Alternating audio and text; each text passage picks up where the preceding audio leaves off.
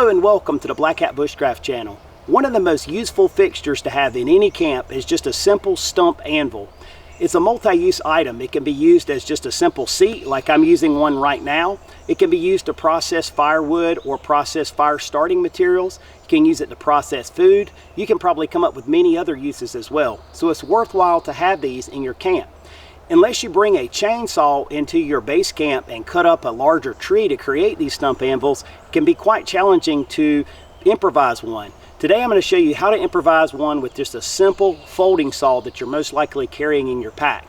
It's a pretty simple process and an easy way to improvise an acceptable stump anvil to use. So stick with me and let's make one right now.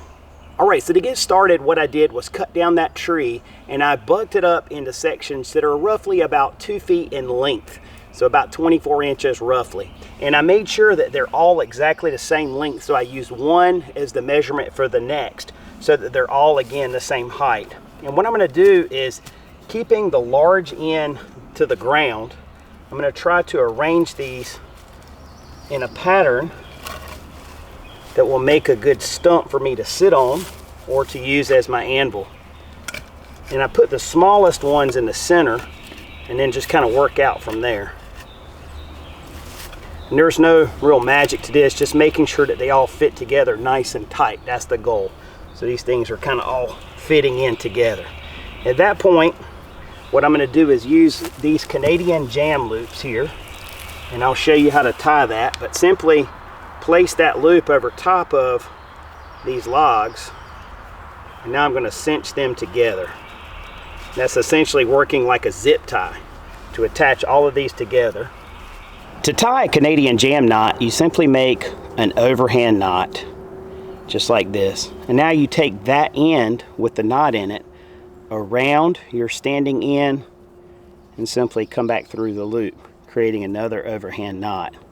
And with that, now this creates a noose that will slip down and bind. And we're going to use 2 of these to help cinch all these logs together. Well, once I get this first loop on, now I can kind of work on arranging these things just a little better if I need to do that, and then I can cinch it on down. Now what I'm going to do is come back and put another loop down at the bottom, and that'll help cinch it all together really tight. Turn this so you can see. I just bring this down to the base and cinch this loop down.